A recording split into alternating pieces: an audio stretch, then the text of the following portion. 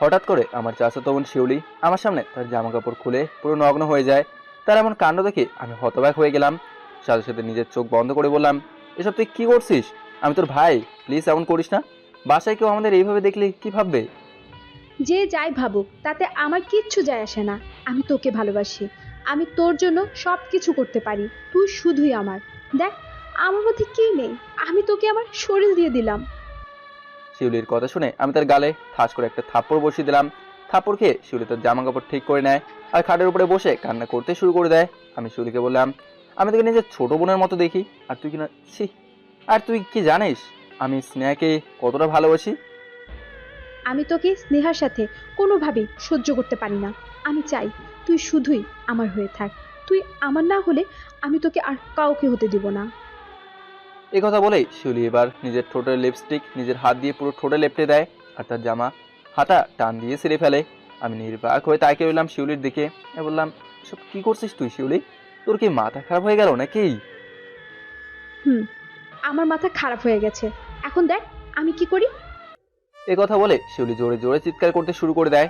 শিউলির চিৎকার শুনে সবাই দরজার সামনে চলে আসে। আমি দরজার দিকে এগিয়ে যেতেই শিউলি আমাকে একটা টান মেরে খাটের উপরে ফেলে দিয়ে শিউলি দরজা খুলে দেয়। আর দরজা খুলেই দেখে আমার আব্বু আম্মু আর শিউলির আব্বু আম্মু দাঁড়িয়ে আছে। শিউলি গিয়ে তার আম্মুকে জোরে ধরে কান্না করতে শুরু করে দেয়। আর সবাই রুমের দিকে তাকিয়ে দেখে আমি রুমের ভেতরে। সবাই আমার দিকে খারাপ নজরে তাকিয়ে আছে। আমি আমার বাবার কাছে গিয়ে বললাম, আব্বু আমি কিছু করিনি, বিশ্বাস করো। আমি এই কথা বলার সাথে সাথে আমার আব্বু আমার গালে ঠাস করে একটা থাপ্পড় বসিয়ে দিল। আমি গালে হাত দিয়ে আব্বুর দিকে তাকিয়ে রইলাম। আমার চোখ দিয়ে টপ টপ করে পানি পড়তে শুরু করে দিল। এই প্রথম আমার আব্বু আমার গায়ে হাত তুললেন। এবার শিউলির আব্বু শিউলির মাথায় হাত রেখে বলল, কিরে মা, কি হয়েছে? ঈশান তোর সাথে কি করেছে? শিউলি মিথ্যা কান্না করতে করতে বলল, আব্বু, ঈশান ভাইয়া আমাকে বলল তার জন্য এক গ্লাস পানি নিয়ে আসতে। আমি পানি নিয়ে আসতেই ঈশান ভাইয়া রুমের দরজা বন্ধ করে দিয়ে। এই কথা বলে শিউলি তার বাবাকে জোরে ধরে কান্না করতে শুরু করে দেয়। আমি শিউলিকে বললাম, দেখ বোন, তুই কেন মিথ্যা কথা বলছিস আমার নামে? তুই সত্যিটা বল সবার কাছে, আমি তোর সাথে কোনো খারাপ কিছু করিনি। শিউলি আম্মু শিরিন বলল, ঈশান, আমি কখনোই ভাবতে পারিনি তুই আমার মেয়ের এত বড় ক্ষতি করার চেষ্টা করবি। আমি তো তোকে সবসময় নিজের ছেলের মতো দেখে আসছি, আর তুই সে আমার মেয়ের ক্ষতি করার চেষ্টা করলি। কাকি বিশ্বাস করুন, শিউলি মিথ্যে কথা বলছে। আমি শিউলির সাথে কোনো খারাপ কিছু করতে চাইনি। আমি তো ওকে নিজের ছোট বোনের মতো দেখি, তাহলে আমি কেন ওর ক্ষতি করার চেষ্টা করব? আমার কথা শেষ হওয়ার আগেই আব্বু আমার কলার টান দিয়ে বলল, তুই কি বলতে চাইছিস? একটা মেয়ে ইচ্ছে করে তোর ইজ্জত নিয়ে মিথ্যে কথা বলছে। তোকে নিয়ে একটা সময় আমি আর তোর মা সবার কাছে গর্ব করতাম, আর তুই কিনা ছি। ভাবতে আমার নিজের প্রতি ঘৃণা হচ্ছে। হ্যাঁ আব্বু, ও সব মিথ্যা কথা বলছে, বিশ্বাস করো আমাকে। উল্টো আমি আর কিছু বলতে পারলাম না। আমি ওখানে স্তব্ধ হয়ে গেলাম, কারণ আমি জানি কারণ আমি যাই বলি না কেন কেউ আমার কথা বিশ্বাস করবে না। এবার আব্বু একটা লাঠি নিয়ে এসে আমাকে মারতে শুরু করে দেয়। আমার মার খাওয়া দেখে আমার আম্মুর চোখ দিয়ে টপ টপ করে পানি পড়ছে। আমি আর ব্যথা সহ্য করতে না পেরে আব্বুর পা ধরে বললাম, আব্বু আমি কিছুই করিনি, আমাকে আর মেরো না, আমি আর সহ্য করতে পারছি না। কিন্তু আব্বু আমার কথা কানে না নিয়ে আমাকে মারতেই থাকে। আমি আমার আম্মুর কাছে গিয়ে বললাম, আম্মু তুমি তো তোমার ছেলেকে খুব ভালো করেই জানো, তোমার ছেলে কখনো কোনো মেয়ের সম্মান নষ্ট হবে এমন কিছু করবে না। আম্মু শুধু নীরবে চোখের পানি ফেলছে, আমার অসহায় মুখের দিকে একটা বারও তাকালো না। আব্বু আমাকে মারতে মারতে একটা সময় গিয়ে সে ক্লান্ত হয়ে যায়, তাও আমাকে মারতে থাকে। আমি মা বাবা বলে চিৎকার করতে থাকি। এবার আমার কাকা এসে আব্বুকে থামিয়ে দেয় আর আব্বু আমার রুম থেকে বেরিয়ে চলে যায়। আমি শুলি দিকে করুণার নজরে তাকিয়ে রইলাম। শুলি আমার এমন অবস্থা দেখে মুসকি মুসকি হাসতে থাকে। একটু পরে সবাই আমার রুম থেকে বেরিয়ে চলে যায়। আমি ফ্লোরের উপরে পড়ে আসি। এবার আমাদের পরিচয়টা দিয়ে দিই, আমি ঈশান, মাত্র ইন্টার সেকেন্ড ইয়ারে পড়াশোনা করছি। আমরা দুই ভাই, আমি ছোট, আমার বড় ভাই বাইরে থাকে, শিউলি আমার চাচাতো বোন। আর আমরা সবাই একই বাড়িতে থাকি। এক বাড়িতে আমি, মা বাবা, আমার ভাবি, দাদি আর শিউলির মা বাবা আর শিউলি। শিউলি আমার থেকে 1 বছর ছোট, আর শিউলি আমার সাথে একই কলেজে পড়াশোনা করে। শিউলি আমার এক ক্লাসে জুনিয়র। আমার গার্লফ্রেন্ড স্নেহা। স্নেহা আমার রিলেশনের, সেই স্কুল লাইফ থেকে। আমাদের 3 বছরের রিলেশন। আমরা দুজন দুজনকে অনেক ভালোবাসি। স্নেহা আমি একই ক্লাসে পড়ি। এবার গল্পে ফিরে আসি। আমি ফ্লোরের উপরে শুয়ে আছি। আমার দাদি আমার কথা শুনে দৌড়ে আমার কাছে চলে আসে। দাদি এসে দেখে আমি ফ্লোরের উপরে শুয়ে আছি। দাদি আমার কাছে এসে বলল, কি রে, কি শুনছি এসব? আমি তো জানি আমার নাতি এসব কখনো করতে পারে না। আমি আমার দাদিকে জোরে ধরে কান্না করতে থাকি। দাদি আমার চোখের পানি মুছে দিয়ে বলল, কি হয়েছে আমাকে বল তো সবকিছু। দাদি কি হয়েছে আমি তোমাকে সেটা বলতে পারবো না, কিন্তু বিশ্বাস করো আমি কিছুই করিনি। আমার কথা কেউ বিশ্বাস করছে না। এমন সময় আমার ভাবিও চলে আসে। আব্বু অন্য রুম থেকে দাদিকে ডাক দিয়ে নিয়ে যায়। ভাবি আমার কাছে এসে বলল, কি হয়েছে ভাই? এসব কি সত্য নাকি? আমি মাথা নিচু করে রইলাম। ভাবি আমার ব্যাপারটা বুঝতে পেরে ভাবি বলল, তুমি আমাকে সব সত্যি কথা খুলে বলো। কথা দিলাম ভাই। ভাবি বলতে পারি, কিন্তু তোমার আমাকে কথা দিতে হবে, তুমি কাউকে কিচ্ছু বলবে না। কথা দিলাম ভাই, তুমি আমাকে সব বলো। এবার আমি ভাবিকে সব সত্যি বলে দিলাম। ভাবি আমার কথা শুনে বলল, তুমি এই সত্যি কথা সবাইকে বললে না কেন? বললে কি হতো? আমি জানি কেউ আমার কথা বিশ্বাস করবে না। যেখানে আমি বারবার বলেছি আমি কিছুই করিনি, আমার মা বাবা কেউ আমার কথা বিশ্বাস করেনি। আমি গিয়ে সব বলে দিচ্ছি। আমার ভাবতেও খারাপ লাগছে শিউলি এমন একটা কাজ করতে পারলো। আমি গিয়ে সব কিছু বলে দিচ্ছি। ভাবি তুমি কিন্তু আমাকে কথা দিয়েছো কাউকে কিচ্ছু বলবে না। ভাবি আর কোনো কথা না বলে আমাকে খাটের উপরে উঠিয়ে শুয়ে দিল। রাতের খাবার খেয়ে সবাই ঘুমিয়ে পড়ে। কেউ একটা বাড়ির জন্য আমাকে ডাকতে আসলো না। না খেয়ে রাতে ঘুমিয়ে পড়লাম। শরীর তেমন একটা ভালো না, পুরো শরীরে অনেক ব্যথা, তাই ঘুম থেকে উঠতে একটু দেরি হয়ে গেল। কোনো রকমভাবে রেডি হলাম কলেজে যাওয়ার জন্য। খাওয়ার টেবিলের সামনে গিয়ে দেখি আমার জন্য কোনো খাবার রাখা নেই। আমার যেই মা আমাকে সারা খাবার খায়নি কখনো, সেই মা এখন আমাকে না রেখেই খাবার খেয়ে নেয়। নিজের অজান্তেই আমার চোখ দিয়ে টপ টপ করে পানি পড়তে শুরু করে দিল। নিজের চোখের পানি মুছে বের হতে যাব, এমন সময় মনে হলো কেউ আমার হাত ধরে রেখেছে। পিছনে তাকিয়ে দেখি ভাবি। ভাবি আমার হাতে একটা 100 টাকার নোট দিয়ে বলল, কলেজে যাওয়ার পথে নাস্তা করে নিও। আমি আর কিছু না বলে কলেজের উদ্দেশ্যে রওনা দিলাম। কিছুক্ষণের মধ্যেই কলেজে চলে গেলাম। কলেজে গিয়ে দেখি সবাই আমার দিকে কেমন ভাবে তাকিয়ে আছে। তাহলে কি শিউলি কলেজে এসে সবাইকে আমার নামে মিথ্যে কথা বলে দিয়েছে? আমি এবার স্নেহাকে খুঁজতে শুরু করে দিলাম। খুঁজতে খুঁজতে দেখি স্নেহা একটা গাছের নিচে বসে আছে একা। আমি স্নেহার দিকে এগিয়ে যেতে থাকি, কারণ আমি জানি সবাই আমাকে অবিশ্বাস করলেও স্নেহা আমাকে অবিশ্বাস করবে না। ঈশান স্নেহার দিকে এগিয়ে যেতে থাকে। ঈশানের ভেতরে একটা ভয় কাজ করছে। শিলু যদি আবার স্নেহাকে মিথ্যা বানোয়াট কথাগুলো বলে দেয়। ঈশান স্নেহার কাছে গিয়ে স্নেহার কাঁধের উপরে হাত রাখতে স্নেহা উঠে দাঁড়িয়ে ঈশানের গালে ঠাস ঠাস করে একটা থাপড় বসিয়ে দিল। ঈশান হতবাক হয়ে স্নেহার দিকে তাকিয়ে রইল। এবার স্নেহা রাগী কণ্ঠে ঈশানকে বলল, তোর সাহস কি করে হয় আমাকে স্পর্শ করার? তোর মতন এমন বাজে লোক আমি আর দুটি দেখিনি। কি বলছো স্নেহা? কি হয়েছে তোমার? এমন করো কেন? স্নেহার গালে হাত দিয়ে বললাম কথাটা। স্নেহা এক ঝটকায় আমার হাত সরিয়ে দিল। হাত সরিয়ে দিয়ে বলল, তুই আবার আমাকে স্পর্শ করিস? তোর মতো নোংরা মানুষ আমাকে স্পর্শ করলে আমার শরীরও নোংরা হয়ে যাবে। তুই কিভাবে পারলি নিজের বোনের সম্মানের দিকে চোখ দিতে? তোর যখন এতই দরকার ছিল আমাকে বলতি, আমি না হয় তোকে সব দিয়ে দিতাম। স্নেহা আমাকে বিশ্বাস করো, শিউলি সব মিথ্যা কথা বলছে, ও আমাকে ফাঁসিয়ে দিচ্ছে। একটা মেয়ের নামে আবারও মিথ্যা কথা বলিস তুই? একটা মেয়ে নিজের নামে এমন মিথ্যা কথা বলে? একটা মেয়ে কি নিজের ইজ্জত নিয়ে মিথ্যা বলতে পারে? আরে আমি কাকে কি বলছি? তুই আমার সামনে থেকে চলে যা, তোর মুখ আমি দেখতে চাই না। স্নেহা সবাই আমাকে অবিশ্বাস করছে। আমি ভেবেছিলাম আমাকে কেউ বিশ্বাস না করলেও তুমি তো অন্তত আমাকে বিশ্বাস করবে। তুমিও সবার মতো আমাকে অবিশ্বাস করলে। তোমার সাথে আমার এতদিনের সম্পর্ক, তুমি আমাকে এই চিনলে। আমার সব থেকে বেশি কষ্ট হচ্ছে এখন। দেখ, তোর সাথে কথা বলতেও আমার ঘৃণা হচ্ছে। তুই আমার সামনে থেকে চলে যা, আর কোনো দিনও আমার সাথে যোগাযোগ করার চেষ্টা করবি না। কোনো চরিত্রহীন লোকের সাথে আমি আর যোগাযোগ রাখতে চাই না। এই কথা বলে স্নেহা চলে যেতে চাইলে আমি আবার স্নেহা হাত ধরে বললাম, স্নেহা আমার কথাটা একটু শোনো প্লিজ। আমি তোর কোনো কথা শুনতে চাই না। এই কথা বলে স্নেহা আবার চলে গেল। আমি কান্না করতে করতে ওখানেই বসে গেলাম। কিছুক্ষণ পরে আমি ক্লাসের দিকে হাঁটা শুরু করে দিলাম। ক্লাসের ভিতরে ঢুকতে সবাই আমার দিকে কেমন ভাবে তাকিয়ে আছে। আমি গিয়ে আমার বন্ধু তুহিনের পাশে বসলাম। তুহিন আমাকে বলল, কি রে ঈশান, তোর নামে এসব কি শুনি আমি? তুই নাকি তোর চাচাতো বোন শিউলির সাথে খারাপ কিছু করার চেষ্টা করেছিস? না দোস্ত, সব কিছুই মিথ্যে। শিউলি আমাকে ফাঁসানোর জন্য সবার কাছে মিথ্যে কথা বলছে। কিন্তু কেন? এবার আমি সব কিছুই তুহিনকে বললাম। এবার কি করবি তুই?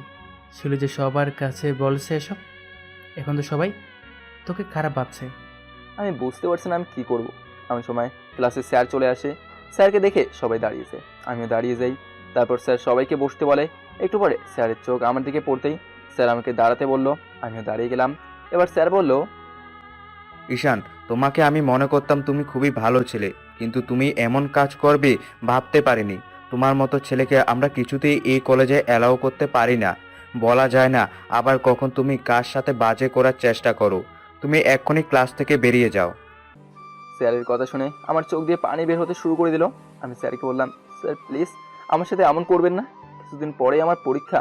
আমার এতদিনের পরিশ্রম আমাকে কলেজ থেকে বের করে দিলে সব নষ্ট হয়ে যাবে। সেটা তোমার ব্যাপার। তোমার জন্য তো আমরা আমাদের কলেজের নাম খারাপ করতে পারি না। আর তোমাকে কলেজে রাখাও রিস্ক। যার কাছে নিজের বোনের ইজ্জতের মূল্য নেই, যে নিজের বোনের সতীত্ব নষ্ট করতে চায়, সে তো আবার অন্যদের উপরও নজর দিতে পারে। তুমি এক্ষুনি বেরিয়ে যাও, না হলে তোমাকে ঘাত ধাক্কা দিয়ে বের করে দেব। আমি আর কোনো কথা না বলে নিজের ব্যাগ নিয়ে ক্লাস থেকে বের হওয়ার পর স্নেহাকে দেখলাম, কিন্তু স্নেহা আমার দিকে একটা বারও তাকালো না। নিজের অজান্তেই চোখ দিয়ে অঝরে পানি বের হতে শুরু করলো। আমি ক্লাস থেকে বেরিয়ে বাসার দিকে রওনা দিলাম। কিছুক্ষণের মধ্যে বাসায় পৌঁছে গেলাম। সোজা আমার রুমে গিয়ে ব্যাগ রেখে কান্না করতে শুরু করে দিলাম। আমার ভাবি আমার রুমে এসে দেখে আমি কান্না করছি। ভাবি বলল, কি হলো, এত তাড়াতাড়ি চলে আসলে? আমি ভাবির সামনে মাথা নিচু করে বললাম, ভাবি আমাকে কলেজ থেকে বের করে দিছে। কেন? শিউলি আমার জীবনটা শেষ করে দিছে ভাবি। সবাইকে বলছে আমি নাকি শিউলিকে দর্শন করার চেষ্টা করেছি। আমি কি করব বুঝতে পারছি না। ভাই চিন্তা করো না, সব ঠিক হয়ে যাবে। কিভাবে কি ঠিক হবে? স্নেহা ও আমার সাথে সব সম্পর্ক শেষ করে দিছে। ও আমাকে ভুল বুঝলো। আমার কথা কেউ বিশ্বাস করেনি। আমি শুনলাম তোমার সাথে নাকি শিউলির বিয়ে ঠিক করতেছে। কি? আমি ওই মেয়েকে কখনো বিয়ে করব না। দরকার হলে আমি আত্মহত্যা করব। আমি কিছুতেই শিউলিকে বিয়ে করতে পারবো না।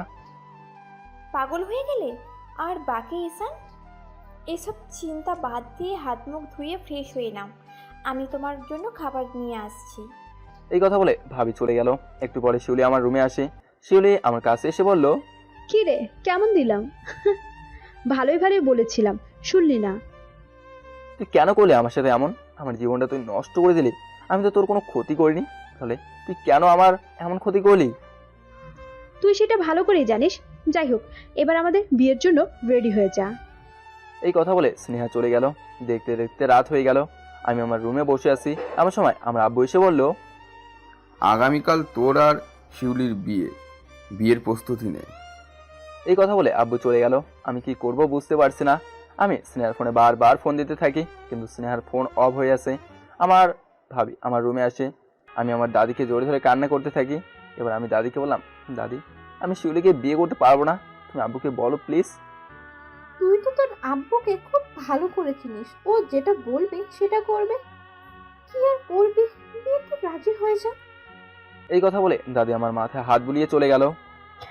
ঈশান বুঝতে পারছে না কি করবে সে। একদিকে স্নেহার ফোন অফ। একটু পরে ঈশান ঘুমিয়ে পড়ে। সকালে ঘুম থেকে উঠে দেখে বিয়ে সব কিছুই করা হচ্ছে। পাশে তাকিয়ে দেখে ঈশানের জন্য পাঞ্জাবি রাখা। ঈশান পাঞ্জাবিটা হাতে নিয়ে কান্না করতে থাকে।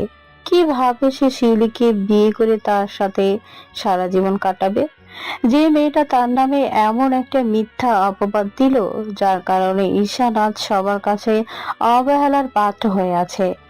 ঈশান পাঞ্জাবি হাতে নিয়ে কান্না করতে বসে গেল। এমন সময় ঈশানের ভাবি তার রুমে এসে দেখে ঈশান কান্না করছে। ঈশান তার ভাবিকে দেখে চোখের পানি মুছে বসে থাকে। ভাবি এবার ঈশানের কাছে এসে বলে, ভাই আমি বুঝতে পারছি তোমার অনেক কষ্ট হচ্ছে। ভাবি আমি কি করব? আমি কিভাবে শিউলিকে বিয়ে করব?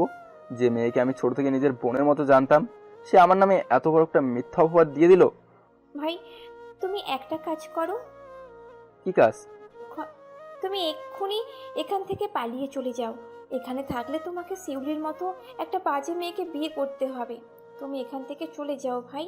এই নাও, এখানে কিছু টাকা আছে, এটা দিয়ে তোমার কিছু দিন কেটে যাবে, পরে একটা ব্যবস্থা করবে। ঈশান ঢাকার পৌঁছে গেছো নাকি? আচ্ছা সাবধানে থেকো, তোমাকে সবাই খোঁজাখুঁজি। আমি কান্নামাখা চোখে ভাবির দিকে তাকিয়ে রইলাম। ভাবি আমার হাতে টাকাগুলো ধরিয়ে দিয়ে বলল, তুমি চলে যাও এক্ষুনি, সবাই বিজি আছে, এটাই সময়। এবার আমি নিজের চোখের পানি মুছে আমার কিছু জামা কাপড় নিয়ে ভাবির থেকে বিদায় নিয়ে বেরিয়ে যাওয়ার পর দাদির রুমে গেলাম। দাদির রুমে গিয়ে দেখি দাদি শুয়ে আছে। দাদির পায়ে হাত দিয়ে সালাম করতেই দাদির চোখ খুলে তাকিয়ে আমাকে বলল, কি রে, তুই ব্যাগ নিয়ে কোথায় যাচ্ছিস? আমি চলে যাচ্ছি। এখানে থাকলে আমার জীবন শেষ হয়ে যাবে। আমি এই বিয়ে করতে চাই না। দাদি আমার ব্যাপারটা বুঝতে পেরে আমাকে জোরে ধরে কান্না করে দিল। দাদিকে বললাম, আমার মা বাবার দিকে খেয়াল রেখো দাদি, আসি আমি।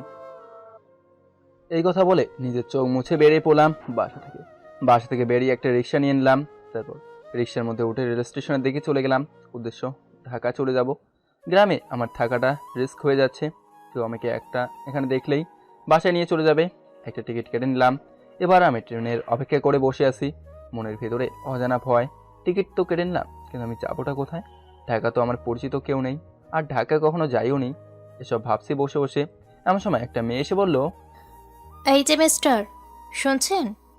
মেয়েটার কথা আমার কান অব্দি আসছে না। আমি চিন্তায় ডুবে আছি। এবার মেয়েটা আমাকে ধমক দিয়ে বলল। এই, আপনি কি কানে শোনেন না? মেয়েটার ধমক শুনে আমার হুঁশ ফিরে আসলো। আমি বললাম, কি হয়েছে? কি হয়েছে মানে কি? আপনাকে আমি সেই কখন থেকে ডেকেই যাচ্ছি, আপনার কোনো পাত্তাই পাচ্ছি না। দুঃখিত, আমি খেয়াল করিনি। মন কই থাকে হ্যাঁ? কতবার ডাকছি আমি? মেয়েটার এত প্রশ্ন শুনে একটু রাগী কণ্ঠে বললাম, কিছু বলবেন? রাগ দেখাচ্ছেন কেন? আজব, আমি আপনাকে রাগ দেখাবো কেন? কি সমস্যা সেটা বলুন আমাকে। আসলে একটা জিনিস জানার ছিল। কি জিনিস বলুন? আমি এখানে নতুন এসেছি, ফ্রেন্ডদের সাথে আসছি, কিন্তু সবাই আমাকে রেখে চলে গেছে। এখানকার কোনো কিছুই আমি চিনি না। যদি বলতেন এখানে টিকিট কাউন্টারটা কোন দিকে? এটা তো এখানে যে কাউকে জিজ্ঞেস করলেই হতো, যে কেউই দেখিয়ে দিত। কিন্তু আমি শুনেছি এখানের মানুষ নাকি খুব খারাপ হয়, আর এখানে নাকি টাকা পয়সা নিয়ে চলে যায়। তাই কাউকে জিজ্ঞেস করার সাহস পাইনি, তাই আপনাকে জিজ্ঞেস করলাম। তা আপনার কি করে মনে হলো আমি ভালো মানুষ? আমিও তো এমনই হতে পারতাম। আরে, মানুষ দেখলেই আমি চিনতে পারি কে কেমন। আমি জানি আপনি খুব ভালো। আচ্ছা, এবার বলুন টিকিট কাউন্টারটা কোন দিকে? এবার আমি মেয়েটাকে টিকিট কাউন্টার দেখে দিলাম। তারপর আবার চুপচাপ হয়ে বসে এলাম। কিছুক্ষণের মধ্যেই ট্রেন চলে আসে। তারপর আমি ট্রেনে উঠে আমার সিট খুঁজে বের করে বসে রইলাম। জানালার পাশেই পড়েছে আমার সিট। নিজের সিটে বসে বাইরের দিকে তাকিয়ে রইলাম। হঠাৎ করে একটা মেয়ে কণ্ঠ শুনে তাকাতে দেখি সেই মেয়েটা আমাকে বলল, আরে আপনি এখানে কি করছেন? দেখছেন না ফুটবল খেলছি? আরে কি বলছেন এসব? আমি দেখি আপনি ট্রেনের ভিতরে বসে আছেন। তো দেখছেন যখন এত প্রশ্ন কেন করছেন? বাবা, মনে হয় খুব রেগে আছেন। বাই দ্য ওয়ে, আমি নুসরাত। আপনার নাম কি? আমি ঈশান। ও, আপনি যাবেন কোথায়? জানি না, ট্রেন যেই অবধি যায়। এত কথা না বলে চুপচাপ থাকুন। দূর, আপনি যেন কেমন। ঈশান আর কোনো কথা না বলে আবার বাহিরের দিকে তাকিয়ে রইল। এবার ট্রেন চলতে শুরু করে দিল। ঈশান বাহিরের দিকে তাকিয়ে রইল। এদিকে নুসরাত বারবার ঈশানের দিকে তাকাচ্ছে। নুসরাত বলল, আচ্ছা, আপনি চুপচাপ হয়ে থাকেন কেন? কথা বলতে ভালো লাগছে না তাই। ও, বাসা থেকে চলে যাচ্ছেন সেই জন্য মন খারাপ নাকি? না। আপনার ফোনটা একটু দিবেন প্লিজ? কেন? আসলে আমার ফোন অফ হয়ে গেছে, বাসায় একটা কল দিব। সবাই হয়তো আমার জন্য চিন্তা করছে। আমি আর কোনো কথা না বলে ফোন বের করে নুসরাতের হাতে দিয়ে দিলাম। তারপর সে কলে কথা বলতে শুরু করে দিল। কথা বলে আবার আমার ফোন আমার হাতে দিয়ে দিল। আচ্ছা, ঢাকাতে কি আপনার কোনো আত্মীয় আছে? না। ও, আপনি থাকেন কোথায়? তাও জানি না, দেখি আগে তো ঢাকা যাই, তারপর একটা ব্যবস্থা হয়ে যাবে। আচ্ছা, আপনার পরিবারে কে কে আছে? আমার পরিবারে সবাই আছে। আচ্ছা, আপনি কি চুপচাপ থাকতে পারেন না? কখন থেকে আমাকে প্রশ্ন করেই যাচ্ছেন, একটু চুপ থাকেন প্লিজ। নুসরাত আর কোনো কথা না বলে চুপচাপ কিছুক্ষণ বসে রইল। যে মেয়ে কথা ছাড়া থাকতেই পারে না, সেই মেয়েকে চুপ করিয়ে রাখা তো আর সম্ভব না। নুসরাত আবার বলল, আচ্ছা, একটা কথা বলার ছিল। এবার আমি নুসরাতের দিকে চোখ রাঙিয়ে তাকাতেই নুসরাত ভয়ে বলল, না থাক, কিছু বলার নাই। এবার নুসরাত মনে মনে ঈশানকে বকা দিতে থাকে। কিছুক্ষণ পরে ট্রেন একটা স্টেশনে গিয়ে থামে লাঞ্চ ব্রেকের জন্য। সবাই একে একে ট্রেন থেকে নেমে যেতে থাকে। ঈশানও নামতে যাবে, এমন সময় ঈশান তাকিয়ে দেখে নুসরাত বসে আছে। ঈশান বলে, লাঞ্চ করবেন না? না, আমার খিদে নাই, আপনি গিয়ে খেয়ে আসুন। ও আচ্ছা, ঠিক আছে, আমি গেলাম। এই কথা বলে আমি ট্রেন থেকে নেমে গিয়ে হাত মুখ ধুয়ে একটা খালি টেবিলে এসে বসলাম। এর মধ্যে নুসরাত এসে আমার সামনে বসলো। কী ব্যাপার, নেমে চলে আসলেন কেন? আসলে আমার খুব খিদে পেয়েছে, কিন্তু সমস্যা হচ্ছে আমার কাছে টাকা নেই। যা ছিল সব টাকা দিয়ে টিকিট কেটে ফেলেছি। ট্রেন স্টেশনে আমাকে নিতে লোক আসবে। এখন আপনি আমার টাকাটা দিয়ে দেন, আমি ওখানে গেলেই দিয়ে দেব। ঠিক আছে। এবার দুজনে খাওয়া দাওয়া করে ট্রেনে উঠে বসে, আবার ট্রেনের উপরে উঠে নিজের সিটের উপরে বসে গিয়ে ট্রেনের মধ্যে ঈশান বাইরের দিকে তাকিয়ে থাকে। নুসরাত এবার ঈশানকে বলল, চিন্তা করতে হবে না, আমি ট্রেন থেকে নেমেই আপনার টাকা দিয়ে দেব। ঈশান মনে মনে বলতে থাকে, কি মেয়ের পাল্লায় পড়লাম রে। মেয়েটা একটু চুপচাপও থাকতে পারে না। একটা মানুষ কিভাবে এত কথা বলতে পারে? এমন সময় ভাবি কল দিল। তাড়াতাড়ি করে ফোন রিসিভ করলাম। ভাবি বলল, ঈশান ঢাকার পৌঁছে গেছো নাকি? না ভাবি, এখনো ট্রেনে আছি, কিছুক্ষণের মধ্যেই পৌঁছে যাব। আচ্ছা, সাবধানে থেকো। তোমাকে সবাই খোঁজাখুঁজি করছে, অনেক ঝামেলা হচ্ছে এখানে। আর হ্যাঁ, আমি তোমাকে লুকিয়ে ফোন দিয়েছি। ঢাকা পৌঁছে আমাকে একটা ফোন দেবে। আর যদি কোনো টাকার প্রয়োজন হয় আমাকে অবশ্যই বলবে। একদম লজ্জা পাবে না ভাই, ঠিক আছে? আচ্ছা ঠিক আছে। রাখলাম এখন, ভালো থেকো। ভাবি, আব্বু আম্মু দাদি সবাই কেমন আছে?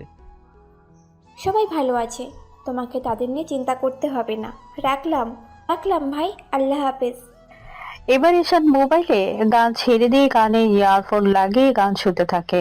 কিছুক্ষণের মধ্যে ট্রেন ঢাকায় পৌঁছে যায়। নুসরাত আগে ট্রেন থেকে নেমে যায়।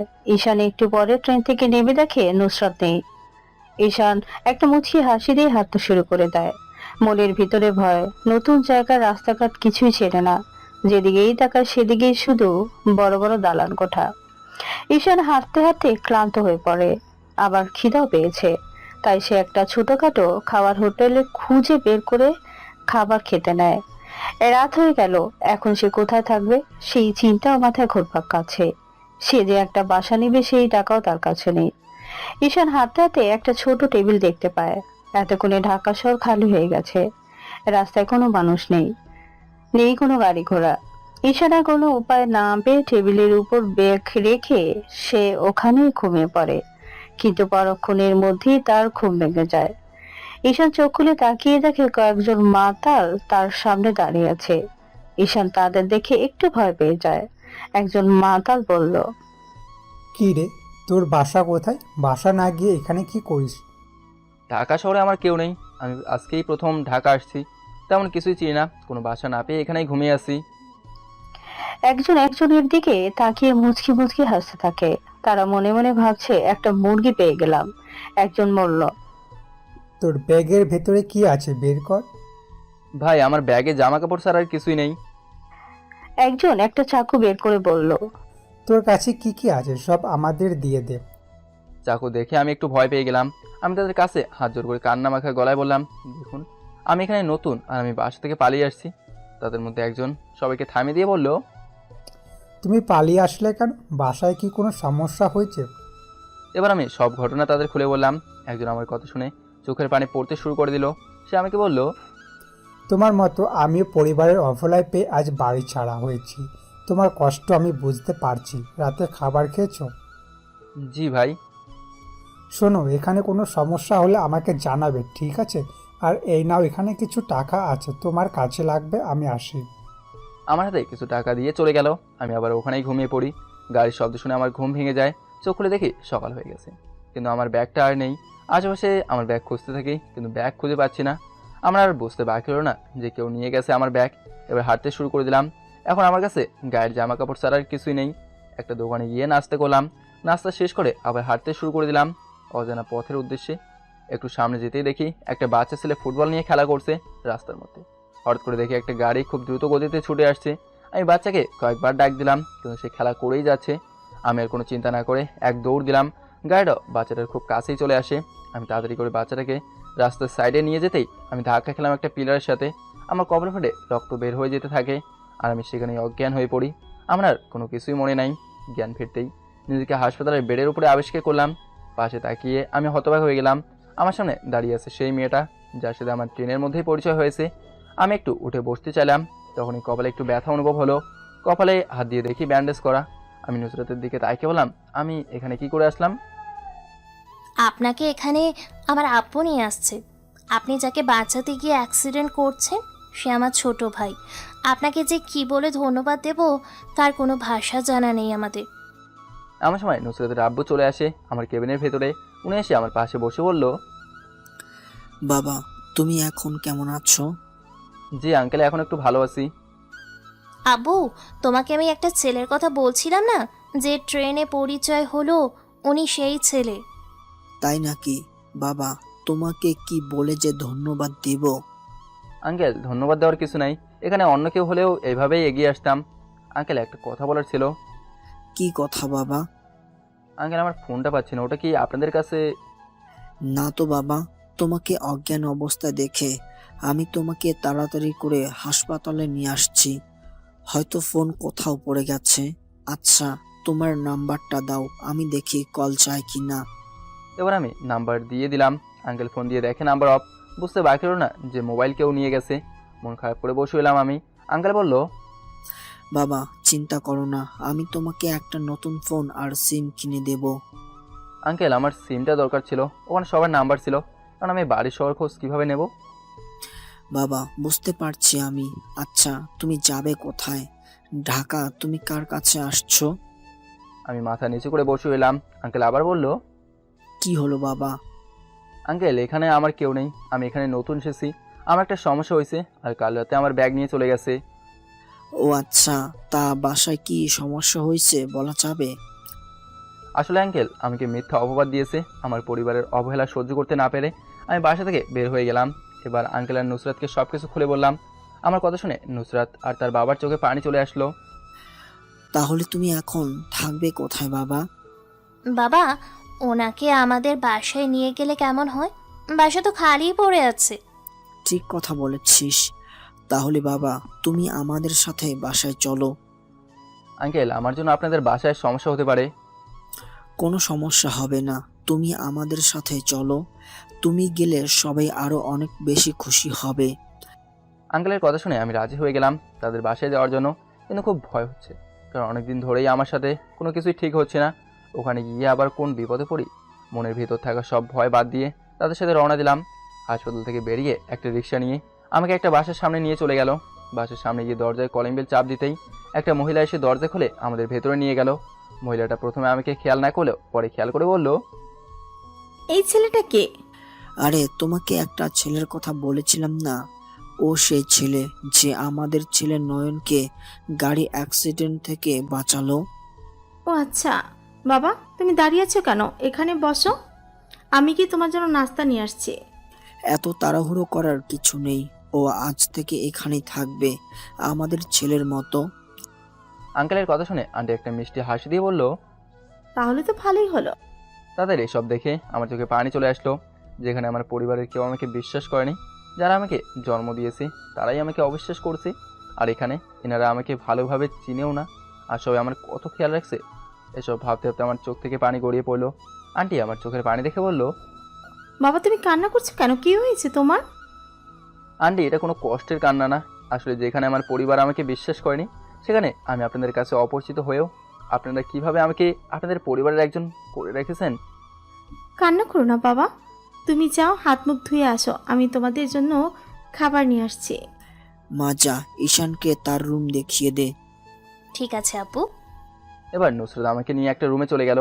মেয়েটা এখনও সেই বকবক শুরু করে দিল। নুসরাত আমাকে বলল, আচ্ছা, আমাদের বাসা কি আপনার পছন্দ হয়েছে? আমি একটা মুচকি হাসি দিয়ে বললাম, আপনাদের বাসাটা খুব সুন্দর আর খুব গোছালো। সব আমার হাতে, এই বাড়ির সব কাজ আমিই করি। ও, তার মানে এবারের কাজের মেয়ে আপনি? এই কথা বলে আমি অন্যদিকে ফিরে হাসতে শুরু করলাম। একটু পরে নুসরাতের দিকে তাকাতে দেখি মেয়েটা রেগে লাল হয়ে আছে, রাগে ফোঁস করে ফুলছে। আমি আর দাঁড়িয়ে না থেকে ওয়াশরুমের ভেতরে চলে গেলাম। ভয়ে বের হচ্ছিলাম না। একটু পরে দরজাটা একটু সরে দেখলাম মেয়েটা আছে কিনা। আমাকে চোরের মতো উঁকি মারতে দেখে নুসরাত খিলখিল করে হাসতে শুরু করলো। মেয়েটার হাসি শুনে আবার একটু ভয় কমে গেল। নুসরাত আমার দিকে এগিয়ে এসে বলল, আমাদের বাসার মেহমান, তাই কিছু বললাম না, খেতে আসুন। এবার চুপচাপ করে নুসরাতের সাথে খেতে চলে গেলাম। সবাই একসাথে খেতে বসলাম। নয়ন আমাকে বলল, ভাইয়া আমি রাতে আপনার সাথে ঘুমাবো, ঠিক আছে? আমি মুচকে হাসতে বললাম ঠিক আছে। এবার সবাই আমার দিকে খাবার এগিয়ে দিতে থাকে। হুট করে আমার মায়ের কথা মনে পড়ে গেল। তখনই চোখ থেকে পানি বের হতে শুরু করলো। আন্টি বলল, বাবা কি হয়েছে তোমার আবার? আসলে আন্টি আমার মায়ের কথা খুব মনে পড়ছে। আমার সময় আমার আম্মু আমাকে নিজ হাতে খাইয়ে দিতেন। এই ব্যাপার, আসো আমি তোমাকে খাইয়ে দিচ্ছি। এবার আন্টি আমাকে তার নিজের হাতে খাইয়ে দিতে থাকে। আমাকে খাইয়ে দিতে দেখে নুসরাত বলল, এখন তো আমরা পর হয়ে গেছি, তাই না আম্মু? সবাই খিলখিল করে হেসে দিল। তারপর খাওয়া দাওয়া শেষ করে আমি আমার রুমে চলে গেলাম। রুমে গিয়ে খাটের উপরে বসতেই নয়ন আর নুসরাত চলে আসলো। নয়ন এসে আমার পাশে বসলো। আমার ভাই কিন্তু আপনাকে অনেক জ্বালাতে পারে, সাবধানে থাকবেন। আর কোনো সমস্যা হলে আমাকে ডাকবেন, আমি পাশের রুমে আছি। আপু তুই আমার নামে মিথ্যা কথা কেন বলেছিস? আমি কাউকে ঝালাই না, তুই যা, এখন আমি ঘুমাবো। নয়নের কথা শুনে নুসরাতের নয়নের দিকে তাকে চোখ দিয়ে কিছু একটা ইশারা করলো। নুসরাত বলল, আচ্ছা ঠিক আছে, অনেক রাত হয়েছে, ঘুমিয়ে পড়ুন। এই কথা বলে নুসরাত চলে গেল। আমি আর নয়ন শুয়ে আছি। নয়ন বলল, ভাইয়া তোমার বাসায় কে কে আছে? নয়নকে সব বললাম আমার বাসায় কে কে আছে। আমার শরীরটা একটু খারাপ লাগছে, তাই নয়নকে বললাম ঘুমিয়ে পড়তে। আমিও ঘুমিয়ে পড়লাম। পরদিন সকালে ঘুম থেকে উঠে দেখি নয়ন নেই। আমি উঠে ফ্রেশ হতে ওয়াশরুমের ভেতরে চলে গেলাম। ফ্রেশ হয়ে বাইরে এলাম খালি গায়ে। ওয়াশরুম থেকে বেরিয়ে এসে দেখি নুসরাত আমার রুমে। আমি খালি গায়ে থাকায় একটু লজ্জা পেয়ে গেলাম। তাড়াতাড়ি করে একটা টি শার্ট গায়ে দিতে দিতে বললাম, আপনি এত সকালে এখানে কেন? এত সকাল তাই না? ঘড়ির দিকে খেয়াল আছে? নুসরাতের কথা শুনে আমি ঘড়ির দিকে তাকিয়ে হতবাক হয়ে গেলাম। ঘড়িতে 10টা বেজে গেছে। হয়েছে, নাস্তা করতে আসুন। আমি নাস্তা করতে চলে গেলাম। নাস্তা খেয়ে নিজের রুমে বসে এলাম। একটু পরে নুসরাত আমার রুমে আসলো। নুসরাত আমার রুমে এসে বলল, আপনার সাথে গল্প করতে আসলাম। কি গল্প করবেন? আচ্ছা, আপনি কি কখনো কাউকে ভালোবাসছেন? হুম। আপনার লাভ স্টোরিটা শোনাবেন প্লিজ। আমার আর লাভ স্টোরি? একটা মেয়ের সাথে আমার 3 বছরের রিলেশন ছিল। আমার চাচাতো বোনের কথা বিশ্বাস করে আমার সাথে সব সম্পর্ক শেষ করে দিল। আপু তো আপনাকে ভালোবাসতো তাই না? তাহলে সে আপনাকে অবিশ্বাস করলো কেন? জানি না, আমার বিশ্বাস ছিল সবাই আমাকে অবিশ্বাস করলেও স্নেহা আমাকে বিশ্বাস করবে, কিন্তু না, ও আমাকে অবিশ্বাস করলো। আমার একটা কথাও শুনলো না। আমার অনেক কষ্ট হচ্ছিল। আমি তাকে অনেক রিকোয়েস্ট করেছিলাম। নুসরাতকে সেদিনের সব ঘটনা খুলে বললাম। আমার কথা শুনে নুসরাতের মন খারাপ হয়ে গেল। আমিও চুপচাপ হয়ে বসে এলাম। নুসরাত আমাকে বলল, আচ্ছা এখন আমি আসি। এই কথা বলে নুসরাত চলে গেল। এই বাসায় আমার দেখতে দেখতে 2 দিন পার হয়ে গেল। এখানে বসে থাকতে থাকতে নিজের কাছে খুব খারাপ লাগছে। ভাবতেছি কিছু একটা করা দরকার, একটা চাকরি করব। নয়নকে বললাম আঙ্কেলকে ডেকে আনতে। নয়ন কিছুক্ষণের মধ্যেই আঙ্কেলকে ডেকে নিয়ে আসলো। বাবা কিছু বলবে? আঙ্কেল, একটা কথা বলার ছিল। আসলে বাসায় বসে থাকতে আমার ভালো লাগছে না, খুব বোরিং লাগছে। আমি চাই একটা চাকরি করতে। কি বলছো তুমি বাবা? তোমাকে কোনো চাকরি করতে হবে না। আঙ্কেল, বাসায় বসে থাকতে আমার ভালো লাগে না। আচ্ছা তুমি পড়াশোনা করেছো কোন ক্লাস অবধি? আঙ্কেল, সামনে আমার এইচএসসি পরীক্ষা। কি বলছো তুমি? তাহলে তো তোমার এখন পড়াশোনা করা দরকার। নুসরা তো এইবার পরীক্ষা দিবে তোমার সাথে। ও, কিন্তু আমার তো আর পড়াশোনা করা হবে না। আমি তো কলেজ থেকে বের করে দিয়েছে। সমস্যা নাই, তুমি নুসরাতের কলেজে ভর্তি হয়ে যাবে। আগে তুমি তোমার আগের কলেজে গিয়ে ওখান থেকে ছাড়পত্র নিয়ে আসতে হবে। তুমি কাল চলে যাও গ্রামে, ওখানে গিয়ে কলেজ থেকে ছাড়পত্র নিয়ে আসবে। ঠিক আছে আঙ্কেল। তারপর আঙ্কেল চলে গেল। রাতে গ্রামে যাওয়ার জন্য সবকিছু ঠিকঠাক করলাম। সকালে তাড়াতাড়ি বের হতে হবে, সেই জন্য রাতে খাওয়া দাওয়া করে ঘুমিয়ে পড়লাম। অনেকদিন পর গ্রামে যাব, খুব ভালো লাগছে। আবার মন খারাপও হয়ে যাচ্ছে। নিজের গ্রামে যাব, আব্বু আমার সাথে একটু কথা বলতে পারবো না, এসব ভাবতেই খুব খারাপ লাগছে। তারপরও তাদের একবার দেখে আসবো। সকালে তাড়াতাড়ি করে আমি ঘুম থেকে উঠে রেডি হয়ে সবার থেকে বিদায় নিয়ে বেরিয়ে যাব। এমন সময় আঙ্কেল বলল, ঈশান এই ফোন আমি তোমার জন্য নিয়েছি, এটা রাখো। আর ভেতরে একটা সিম আছে, কোনো সমস্যা হলে আমাকে জানাবে। আমার নাম্বার সেভ করা আছে। ধন্যবাদ আঙ্কেল। ধন্যবাদ দিতে হবে না বাবা, তাহলে যাও, সাবধানে যাবে। আমি সবার থেকে বিদায় নিয়ে বেরিয়ে পড়বো। পাশে তাকে দেখে নুসরাত মন খারাপ করে দাঁড়িয়ে আছে। নুসরাতকে বিদায় বলে বেরিয়ে পড়লাম। রেল স্টেশনে গিয়ে ট্রেনের টিকিট কেটে ট্রেনে উঠে গেলাম। 4 ঘন্টার মধ্যেই আমি নিজের গ্রামে পৌঁছে গেলাম। একটা রিক্সা নিয়ে কলেজের উদ্দেশ্যে রওনা দিলাম। কিছুক্ষণের মধ্যেই কলেজে পৌঁছে গেলাম। রিক্সা থেকে নামতেই আমার বন্ধু তুহিন আমাকে দেখে এগিয়ে আসে। তুহিন আমার কাছে এসে আমাকে জড়িয়ে ধরে বলল, কে রে, এতদিন কোথায় ছিলে তুই? আর তোর ফোন বন্ধ কেন? তোর কোনো খোঁজ খবর নেই? আসলে দোস্ত, আমার ফোন হারিয়ে গেছে, তাই কারোর সাথেই কোনো যোগাযোগ করতে পারিনি। এতদিন কোথায় ছিলি সেটা তো বল আগে। আমি তুহিনকে সব ঘটনা খুলে বললাম। তুহিন আমার কথা শুনে বলল, যাক, ভালোই হলো। এখন কি এখানে একবারে চলে আসলে নাকি? না রে, আজকে আবার চলে যাব। কলেজে আসলাম, কিছু কাজ ছিল। ঠিক আছে। আসলে ছাড়পত্র নিতে আসছি, ঢাকা কলেজে ভর্তি হব, তাই কলেজ থেকে ছাড়পত্র নিতে আসলাম। বুঝলাম। দোস্ত, বাড়িতে সবাই কেমন আছে? মা, বাবা, ভাবি আর দাদি? দোস্ত, তোকে কি আর বলবো, তুই বাড়ি থেকে চলে যাওয়ার পরে তোর বাবাকে বাসা থেকে বের করে দিয়েছে। তুহিনের মুখে এই কথা শুনে আমার মাথায় আকাশ ভেঙে পড়লো।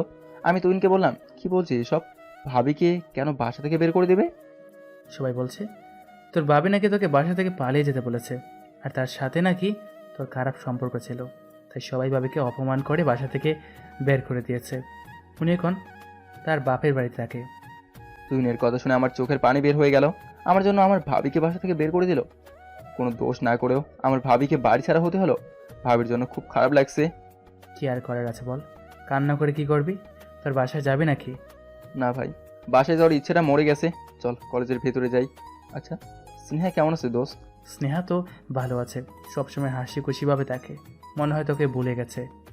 আমি আর কোনো কথা বললাম না, সোজা কলেজের ভেতরে চলে গেলাম। ছাড়পত্র নিয়ে অফিস রুম থেকে বের হব, এমন সময় দেখি স্নেহা একটা ছেলের সাথে কথা বলছে। স্নেহাকে অন্য একটা ছেলের সাথে কথা বলতে দেখে খুব খারাপ লাগছিল। স্নেহার সাথে কথা বলতে খুব ইচ্ছে করছে, তাই ভাবলাম ওর সাথে একটু কথা বলে আসি।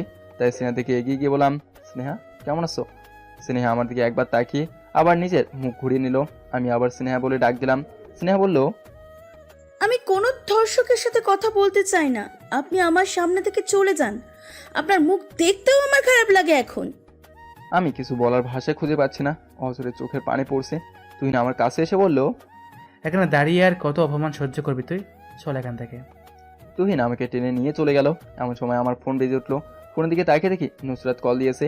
চোখের পানি মুছে ফোন রিসিভ করলাম। সব কিছু ঠিকঠাকভাবে হচ্ছে তো? হুম, আসবেন কখন? একটু পরেই চলে আসবো। খাওয়া দাওয়া করছেন? আচ্ছা, বাসায় আসলে কথা হবে, ফোন রাখি। সাবধানে আসবেন। এই কথা বলে নুসরাত ফোন কেটে দিল। আমি তুহিনের থেকে বিদায় নিয়ে ঢাকার উদ্দেশ্যে রওনা দিলাম। 4 ঘন্টার মধ্যেই ঢাকা পৌঁছে গেলাম। তারপর একটা রিক্সা নিয়ে বাসার সামনে চলে গেলাম। বাসার সামনে গিয়ে দরজার কলিং বেলে চাপ দিতেই আন্টি এসে দরজা খুলে দিল। বাবা, ওখানে সব ঠিকঠাক আছে তো? আন্টি, আমার শরীরটা খুব ক্লান্ত হয়ে আছে, আমার একটু রেস্ট করা দরকার। আচ্ছা বাবা, যাও তুমি রেস্ট নাও। তারপর আমি রুমে গিয়ে ঘুমিয়ে পড়লাম। রাতের খাবার খাওয়ার জন্য নুসরাত আমাকে ডাকতে আসলো। উঠুন এবার, খাবার তো খেতে হবে নাকি? আমার খেতে ইচ্ছে করছে না, আপনারা খেয়ে নিন।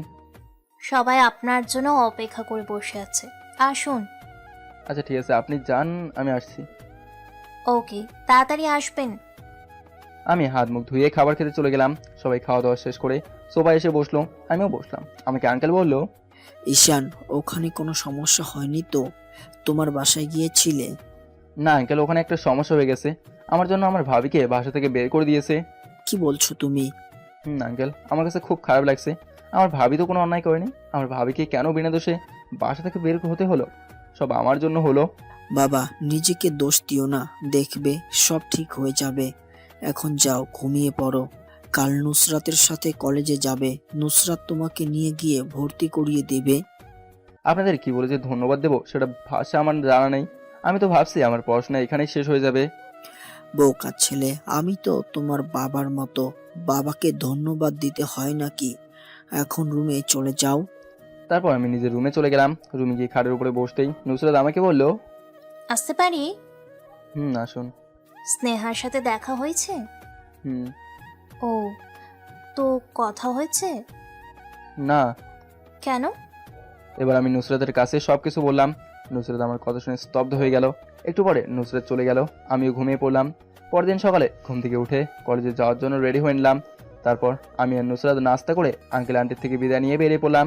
রাস্তায় গিয়ে দেখি কোনো গাড়ি নেই। অনেকক্ষণ দাঁড়িয়ে থাকার পরে একটা রিক্সা দেখতে পেলাম।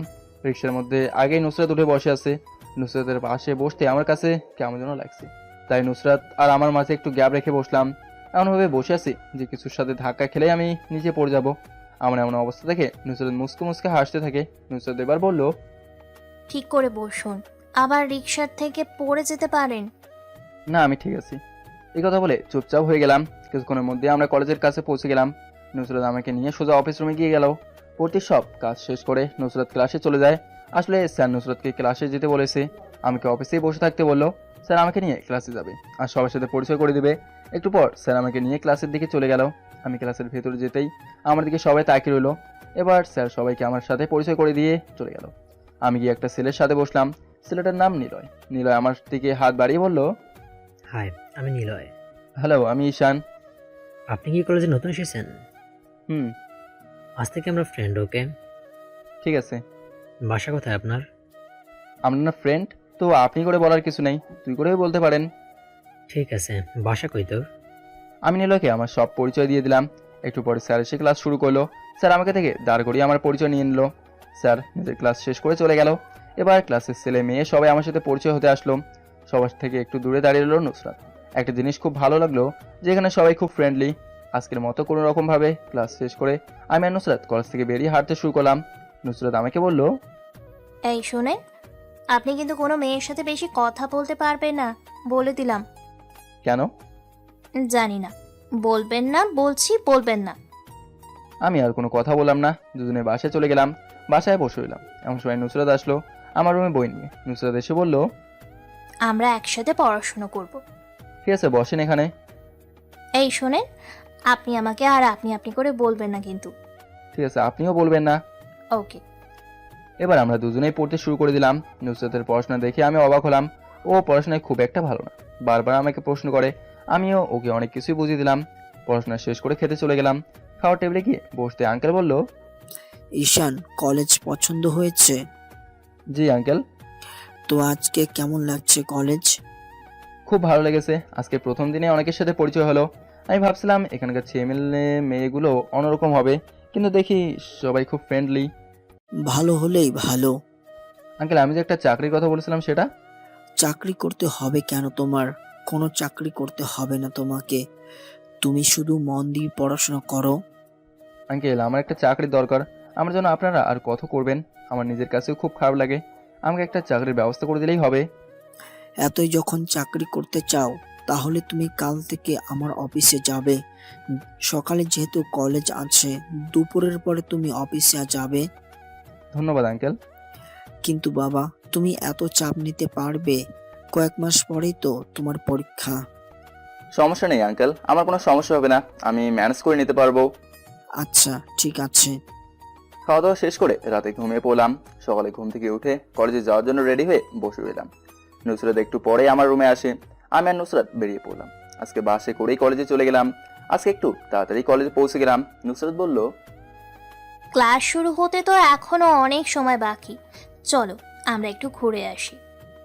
আমিও রাজি হয়ে গেলাম। দুজনে অনেকক্ষণ হাঁটাহাঁটি করলাম। নুসরাত আমাকে বলল, আচ্ছা, তোমার কি কালার পছন্দ? আমার নীল আর কালো পছন্দ। আর তোমার? এখন থেকে এটাই আমারও পছন্দ। মানে? কিছু না। আচ্ছা, ক্লাসের সময় হয়ে এসেছে, চলো, আবার লেট হয়ে যাবে। ঠিক আছে। তারপর আমি আর নুসরাত একসাথেই কলেজে চলে গেলাম। ক্লাসে গিয়ে দেখি নিলয় আমার জন্য তার পাশে জায়গা রেখে দিয়েছে। আমি গিয়ে বসে পড়লাম। নিলয় আমাকে বলল, দোস্ত, নুসরাত কি তোর গার্লফ্রেন্ড নাকি? আরে না, নুসরাত আমার ফ্রেন্ড শুধুই। ও আচ্ছা, দেখিস আবার ফ্রেন্ড থেকে যেন অন্য কিছু না হয়ে যায়। কি যে বলিস, ওরকম কোনো কিছুই হবে না। কলেজে যতই যাচ্ছি ততই মানুষের সাথে পরিচয় বাড়ছে। এখানে কলেজে আমার অনেক ফ্রেন্ড হয়ে গেছে। নুসরাত এখন আর আগের মতো আমার সাথেও কথা বলে না। কলেজে আসে, চুপচাপ থাকে। বাসায়ও তেমন কথা হয় না। কেন হঠাৎ করে মেয়েটা এত চুপচাপ হয়ে গেল বুঝতে পারছি না। হঠাৎ করে নুসরাতের চুপচাপ হয়ে যাওয়ার বিষয়টা কেন জানি আমার কাছে খুব খারাপ লাগছে। যে মেয়ে সারাক্ষণ আমার সাথে বক বক করতো, সে এখন আমার সাথে কথাও বলে না। ক্লাসে গিয়ে নিলয়কে বললাম, দোস্ত, নুসরাত দেখি চুপচাপ হয়ে গেছে, কিছু বুঝলাম না। তুই তো বোকা, কি বুঝবি?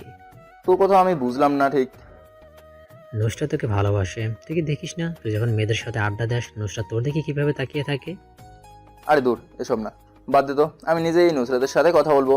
যেই ভাবা সেই কাজ। নুসরাতের পুরো কলেজে খুঁজতে শুরু করলাম। একটু পরেই নুসরাতকে দেখলাম একা একা মনমরা হয়ে দাঁড়িয়ে আছে।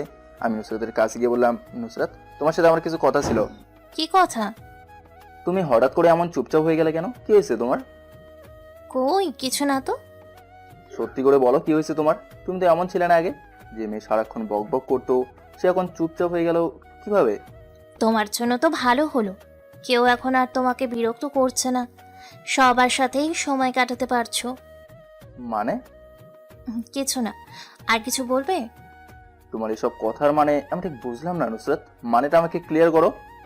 তুমি কি বোঝো না অন্য কোনো মেয়ের সাথে কথা বলে আমার খারাপ লাগে? তুমি কি বোঝো না তোমাকে অন্য কোনো মেয়ের সাথে দেখলে আমার সহ্য হয় না? তুমি কি বোঝো না আমি তোমাকে ভালোবাসি? নুসরাতের মুখে ভালোবাসার কথাটা শুনে আমার মাথায় আকাশ ভেঙে পড়লো। আমি স্তব্ধ হয়ে গেলাম, মুখ দিয়ে আর কোনো কথাই বলতে পারছিলাম না। আমি আর কোনো কথা না বলে কলেজ থেকে সোজা বাসায় চলে গেলাম। বাসায় গিয়ে ভাবলাম এখান থেকে আমার চলে যাওয়াটাই বেটার হবে।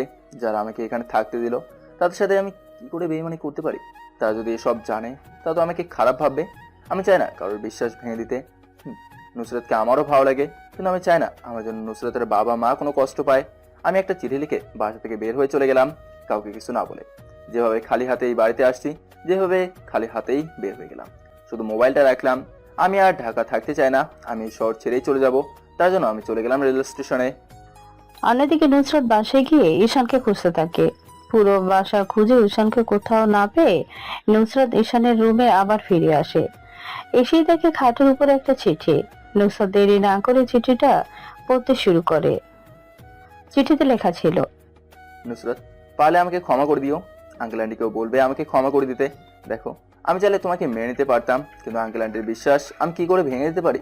যারা আমাকে রাস্তা থেকে তুলে এনে তাদের বাসায় থাকতে দিয়েছে, আমি তাদের সাথে বেইমানি করতে পারি না। ক্ষমা করে দিও। আমি বাসা থেকে চলে গেলাম। নুসরাত চিঠিটা পড়ে কান্না করতে শুরু করে দেয় আর ঈশানকে ফোন দিতে থাকে, কিন্তু ঈশানের ফোন অফ। নুসরাত একটা SMS দিয়ে নিজের হাত কেটে একটা চিৎকার দিয়ে অজ্ঞান হয়ে যায়। নুসরাতের চিৎকার শুনে নুসরাতের বাবা রুমে আসে। এসে দেখে নুসরাত ফ্লোরের উপরে পড়ে আছে আর নুসরাতের পাশেই সেই চিঠিটা পড়ে আছে। উনি চিঠিটা হাতে নিয়ে দেখে এই অবস্থা। তাড়াতাড়ি করে নুসরাতকে হাসপাতালে নিয়ে যায়। নুসরাতকে হাসপাতালে নিতে নিতে উনি ঈশানের নাম্বারে অনেকবার কল দিল। ঈশান ট্রেনের অপেক্ষা করে বসে আছে। এবার ঈশান পকেট থেকে ফোন বের করে আর ফোন চালু করে দেখে অনেকগুলো কল। একটা SMS এসেছে। SMS সিন করে দেখে নুসরাত একটা SMS দিয়েছে। এবার ঈশান SMSটা পড়তে শুরু করে দিল। SMSটা ছিল, ঈশান, আমি তোমাকে ছাড়া বাঁচতে পারবো না, তুমি ভালো থেকো, আমি চলে যাচ্ছি তোমার থেকে অনেক দূরে। আমি SMS টা দেখে আর নিজের চোখের পানি আটকে রাখতে পারলাম না। হঠাৎ করে আমার ফোন বেজে উঠলো। ফোনের দিকে তাকিয়ে দেখি আঙ্কেল কল দিয়েছে। আমি ফোন রিসিভ করতে আঙ্কেল বলল, বাবা ঈশান, তুমি কোথায়? নুসরাতের অবস্থা ভালো না, ওকে হাসপাতালে নিয়ে আসছি, তুমি তাড়াতাড়ি আসো। আঙ্কেল কি হয়েছে নুসরাতের? ও নিজের হাত কেটে ফেলছে, এখন আমরা ওকে নিয়ে হাসপাতালে আসছি। আমি তোমাকে ঠিকানা দিয়ে দিচ্ছি, তুমি চলে আসো। আমি ফোন রেখে আঙ্কেলের দেওয়া ঠিকানা অনুযায়ী হাসপাতালে চলে এলাম। হাসপাতালের সামনে যেতেই আমার বুকের ভেতরটা কাঁপতে শুরু করে দিল। খুব ভয় লাগছে। আমি হাসপাতালের ভেতরে যেতেই দেখলাম আঙ্কেলের আন্টি দাঁড়িয়ে আছে। আমি তাড়াতাড়ি করে আঙ্কেলের কাছে গিয়ে বললাম, আঙ্কেল নুসরাতের কি হয়েছে? আমার প্রশ্নের কোনো উত্তর না দিয়ে আঙ্কেল ঠাস করে আমার গালে একটা থাপ্পড় বসিয়ে দিল। আমি হতবাক হয়ে আঙ্কেলের দিকে তাকিয়ে রইলাম। সবকিছুই তোমার জন্য হয়েছে। আমার মেয়ের যদি আজ কিছু হয়েছে তো নিজেকে খুব মহান ভেবো, তাই না? আমি মাথা নিচু করে আঙ্কেলের কথাগুলো শুনলাম, শুধু কিছুই বললাম না। আঙ্কেল আবার বলল, ঈশান, নুসরাত আমার একমাত্র মেয়ে। আমি নুসরাতকে অনেক ভালোবাসি। তুমি নুসরাতকে ভালোবাসো। আমাকে বললে কি আমি তোমাকে কিছু বলতাম? তোমার মতো ছেলে পাওয়া তো আমার মেয়ের জন্য ভাগ্য। আঙ্কেল দেখো ঈশান, আমার মেয়ে কাকে পেলেও সুখে থাকবে, আমি সেটাই চাই। আমার মেয়েকে আমি তোমার হাতে তুলে দিতে চাই। আশা করি তুমি আমার কথা রাখবে। এমন সময় একটা নার্স এসে বলল, রোগীর জ্ঞান ফিরেছে, আপনার চাইলে দেখা করে আসতে পারেন। যাও বাবা, আমার মেয়ের সাথে দেখা করে আসো। আমি আর কোনো কথা না বলে নুসরাতের কেবিনের দিকে চলে গেলাম। কেবিনের ভেতরে যেতেই নুসরাত আমাকে দেখে নিজের মুখ ঘুরিয়ে নিল। আমি নুসরাতের কাছে গিয়ে কান্না মাখা গলায় বললাম, এসবের মানে কি নুসরাত? তোমার যদি কিছু হয়ে যেত তখন কি হতো? তুমি তো খুশি হতে আর কি, তুমি তো এটাই চাইছো যাতে আমি মরে যাই। একদম চুপ, এসব কথা আর কখনো বলবে না। কেন? কারণ আমিও তোমাকে ভালোবাসি। সত্যি? হুম।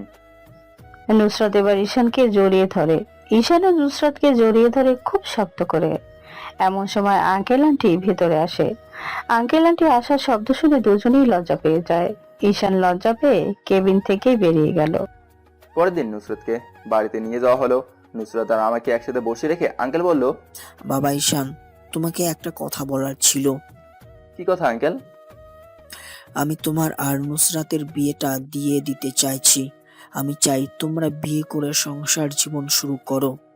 আঙ্কেল, আর কয়েক মাস পরে আমাদের পরীক্ষা, এখন বিয়ে করা কি ঠিক হবে? এতে আমাদের পড়াশোনারও ক্ষতি হবে। ঠিক আছে, তাহলে তোমাদের পরীক্ষার পরেই তোমাদের বিয়ে হবে। আমি নুসরাতের দিকে তাকাতেই নুসরাত একটা মুচকে হাসি দিল। আমি রুমে চলে গেলাম। কিছুক্ষণ পরে নুসরাত আমার রুমে চলে আসে। তুমি এই সময় এখানে? আসতে মানে নাকি? এই রুমে তো কিছুদিন পরে আমিও থাকবো। থাকবে সেটা কিছুদিন পরে, এখন না। এখন নিজের রুমে গিয়ে ঘুমিয়ে পড়ো। না, একটা দাও। কি দেবো? বুঝে না, কিস দাও। এবার আমি নুসরাতের কপালে একটা চুমু দিলাম। দেখতে দেখতে আমাদের পরীক্ষা চলে আসলো। খুব ভালোভাবেই পরীক্ষা দিলাম দুজনেই। পরীক্ষার রেজাল্টও খুব ভালো হয়েছে আমাদের। আঙ্কেল আমার কাছে এসে বলল, ঈশান, এবার তোমাদের বিয়েটা দিয়ে দিতে চাই।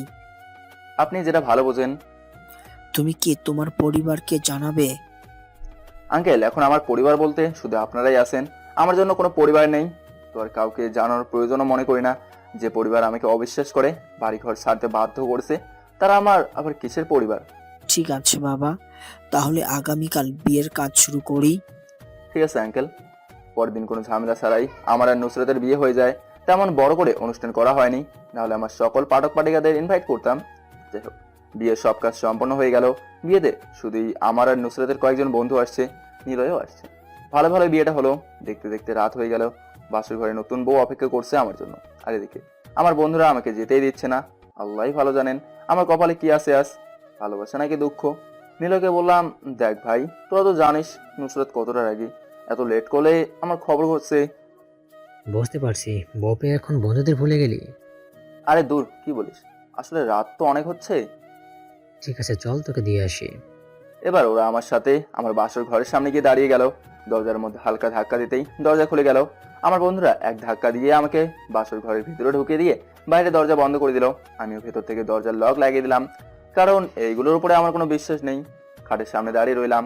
শুনেছি বাসর ঘরে নাকি বউ এসে বরকে সালাম করে। এমন থেকে আমার বউ এখনো খাটের উপরেই বসে আছে। আমি খাটের কাছে গিয়ে বললাম, এই তুমি আমাকে সালাম করলে না কেন? নুসরাত নিজে নিজে তার ঘোমটা সরিয়ে আমার পাঞ্জাবের কলার ধরে বলল, তুই এতক্ষণ কোথায় ছিলি? কখন থেকে তোর জন্য অপেক্ষা করে বসে আছি আমি। বরকে কেউ তুই করে বলে? সি, আবার বলের কলার ধরে আসো। তোকে আজ আমি খুন করে ফেলবো। আল্লাহ বাঁচাও, এ আমি কাকে বিয়ে করলাম? বাসরাতে বরকে মারতে চায়। এবার নুসরাত রুমে লাইট অফ করে দিল। লাইট অফ করার পরে বুঝলাম কি কোন মারার কথা বলছে। বিলাই মারা। বাসরাত কি আর বলবো, দুজনেই মেতেছিলাম ভালোবাসে। হারিয়ে গিয়েছিলাম ভালোবাসে অন্য এক দুনিয়ায়। কিছুক্ষণ পরে নুসরাত আমার বুকে মাথা রেখে ঘুমিয়ে পড়ে। আমিও ঘুমে যাই। সকালে ঘুম থেকে উঠে দেখি নুসরাত নেই। চোখে অনেক ঘুম, তাই আবার ঘুমিয়ে পড়লাম। একটু পরেই কারো ডাকে ঘুম ভেঙে গেল। তাকে দেখি নুসরাত। আর কত ঘুমাবে তুমি? রাতে তো ঘুমাতে দাওনি, এখনো কি ঘুমাবো না? আর ঘুমাতে হবে না, ওঠো, উঠে ফ্রেশ হয়ে নাও। নুসরাতের হাত ধরে একটানে নিজের কাছে নিয়ে আসলাম। নুসরাতের কপালে একটা চুমু দিয়ে বললাম, দুজনে একসাথে আবার গোসল করব। কি? বোঝো নাই? শয়তান। এই কথা বলে নুসরাত আমার থেকে নিজেকে ছাড়িয়ে রুম থেকে বাইরে চলে গেল। আমিও ফ্রেশ হয়ে উঠে নিলাম, খাবার খাওয়ার জন্য চলে গেলাম। খাবার শুরু করব এমন সময় আঙ্কেল বলল, তো উনি তো এখন আমার শ্বশুর। শ্বশুর যে আঙ্কেল বললে পাবলিক কি বলবে? ঈশান, আমার বয়স হয়েছে, আমি চাই এবার আমার অফিসটা তুমি সামলাও। আমি কি পারবো একা এত বড় অফিস সামলাতে? তুমি পারবে আমার অফিস সামলাতে। ঠিক আছে। এখন অফিসে জয়েন করতে হবে না, কিছুদিন যাক, তারপর অফিসে জয়েন হবে। ঠিক আছে আঙ্কেল। নুসরাত রাগী ভাবে তাকে বললো, ওটা তোমার আঙ্কেল না, শ্বশুর হবে। আর শ্বশুরকে আব্বু বলবে, ঠিক আছে? আচ্ছা ঠিক আছে। খুব ভালোভাবেই কেটে গেল আমাদের কিছুদিন। নুসরাতের সাথে অনেক ঘোরাঘুরি করলাম। আমি অফিসের কাজে জয়েন করলাম। আব্বু আমাকে সবার সাথে পরিচয় করে দিলেন অফিসের বস হিসেবে। দেখতে দেখতে কয়েক মাস কেটে গেল। হঠাৎ করে আমার বন্ধু নিলয় আমাকে ফোন করে বলল সে আমাদের বাসায় এসেছে। তো আমি অফিসের কাজ শেষ করে বাসায় চলে গেলাম। বাসায় গিয়ে দেখি নিলয় আর তার পুরো পরিবার আমার বাসায় এসে বসে আছে। আমি সবাইকে দেখে একটু অবাক হলাম। নিলয় আর তার পুরো পরিবারকে আমার বাসায় দেখে আমি একটু বেশি অবাক হলাম। এবার আমি তাদের সামনে যেতেই নিলয়ের আম্মু বলল, বাবা আমি তোমার কাছে আসছি। জি আন্টি, বুঝতে পারছি, কিন্তু আপনি কেন এত কষ্ট করে আসতে গেলেন? আমাকে বললেই তো আমি নিজেই চলে যেতাম আপনাদের বাসায়। আসলে বাবা আমি তোমাকে দাওয়াত করতেই আসছি। কিসের দাওয়াত? নিলয়ের বিয়ে ঠিক করেছি, আগামী শুক্রবার বিয়ের দিন তারিখ ঠিক করেছি, তোমাদের সবার দাওয়াত। এটার জন্য বাসায় না এসে ফোনে বললেই হতো। আর সব থেকে বড় কথা হলো, নিলয় তো আমাকে কিছুই বললো না। নিলয়কে না জানিয়ে বিয়ে ঠিক করে ফেলেছি, বিয়ের সব কিছু ঠিকঠাক করেই ওকে বললাম। তা বিয়ে কোথায় ঠিক করলেন আন্টি? গোপালগঞ্জ। গোপালগঞ্জের নাম শুনে বুকের ভেতরটা কেমন যেন কেঁপে উঠলো, কারণ গোপালগঞ্জ আমার গ্রামের বাড়ি। আমি চুপচাপ হয়ে গেলাম। আর গোপালগঞ্জ তো আর ছোট কোনো এলাকা না, আমি কেন এসব নিয়ে ভাবছি? আন্টি বলল, কি হলো বাবা, কথা বলছো না কেন তুমি? কিছু না আন্টি। আচ্ছা ঠিক আছে, বসেন, খাবার খেয়ে একবারেই যাবেন। না বাবা, আমাদের আরো কিছু কাজ আছে, কেনাকাটাও বাকি আছে এখনো, অন্য একদিন এসে থাকবো তোমাদের বাসায়, ওকে? ঠিক আছে আন্টি। আন্টি আমাদের দাওয়াত দিয়ে চলে গেলেন। তারপর আমি আবার অফিসের কাজ বাসায় করতে শুরু করলাম। দেখতে দেখতে বিয়ের দিন চলে আসলো। বিয়েতে বর সাথে আমাদের সবাইকে যেতে বলেছে। তো সবাই রেডি হয়ে নিলয়ের বাসার দিকে চলে গেলাম। আমরা যাওয়ার কিছুক্ষণ পরেই সবাই কনের বাড়ি যাওয়ার জন্য রেডি হয়ে যাই। কিছুক্ষণের মধ্যে গাড়ি ছেড়ে দেয়। রাস্তা যত এগোচ্ছে তত আমার কাছে কেমন যেন লাগছে। কতদিন পরে নিজের গ্রামে যাচ্ছি, কিন্তু পরিবারের কারোর সাথে দেখা হবে না। আমি চাই তাদের সাথে যেন আমার আর কোনো দেখা না হোক। 4 ঘন্টা পরে আমরা গোপালগঞ্জ পৌঁছে গেলাম। গাড়ি এবার যতই যাচ্ছে মনে হচ্ছে গাড়ি আমার বাড়ির দিকেই যাচ্ছে। সেই পরিচিত রাস্তা, পরিচিত গাছপালা। কিছুক্ষণ পরে দেখি গাড়ি আমার বাসার সামনে গিয়ে দাঁড়ালো। তখন আমার বুকের ভেতর কেঁপে উঠলো। তাহলে শেষে আমি আমার বাড়িতেই চলে আসলাম। কিন্তু এই বাড়িতে মেয়ে তো শিউলি ছাড়া আর কেউ নেই। তাহলে কি নিলয়ের বিয়ে শিউলির সাথে হচ্ছে? আমি ভেতরে গেলে তো সবাই সব কিছুই জেনে যাবে, হয়তো বিয়েটাও ভেঙে যাবে। আমি চাই না আমার জন্য আর কারোর কোনো ক্ষতি হোক। এমনি আমার জন্য সবাই একবার অনেক কষ্ট পেয়েছে। আমি আর চাই না আমার জন্য আর কারো কোনো ক্ষতি হোক। আমি গাড়ির ভেতরেই বসে রইলাম। সবাই গাড়ি থেকে নেমে গেল, আমি গাড়ি থেকে নামছিলাম। দেখি নুসরাত আমাকে বলল, কি হলো, গাড়ি থেকে নামছো না কেন? আর তখন থেকেই দেখছি তুমি যেন কিছু একটা নিয়ে চিন্তিত। কি হয়েছে তোমার, বলবে একটু? তোমাকে এমন দেখাচ্ছে কেন? কিছু হয়নি, তুমি যাও, আমি আসছি। আমার কিছু কাজ আছে, কাজ শেষ করে চলে আসছি। এখন আবার কি কাজ তোমার? তুমি যাও প্লিজ, আমি আসছি একটু পরেই। ঠিক আছে, তাড়াতাড়ি আসবে। এই কথা বলে নুসরাত চলে গেল। এবার নিলয় চলে আসলো। নিলয় এসে বলল, কিরে তুই এখনো গাড়িতে বসে আছিস কেন? আমি একটু পরে আসছি, তোরা যা। না, তোকে স্যার আমি ভেতরে যাচ্ছি না, তোকে আমার সাথে ভেতরে যেতে হবে। তোকে স্যার আমি এক পাও সামনে যাব না। দোস্ত প্লিজ যা, আমি পরে আসছি। না তুই এখন আয়, কোনো কথা বলবি না, ফার্স্ট আয়, সবাই দাঁড়িয়ে আছে আমাদের জন্য। কি আর করার, ওর জোরাজুরির কাছে হার মানলাম। তবে এক পা যতই সামনে দিচ্ছি তবে আমার হার্টবিট বেড়ে যাচ্ছে।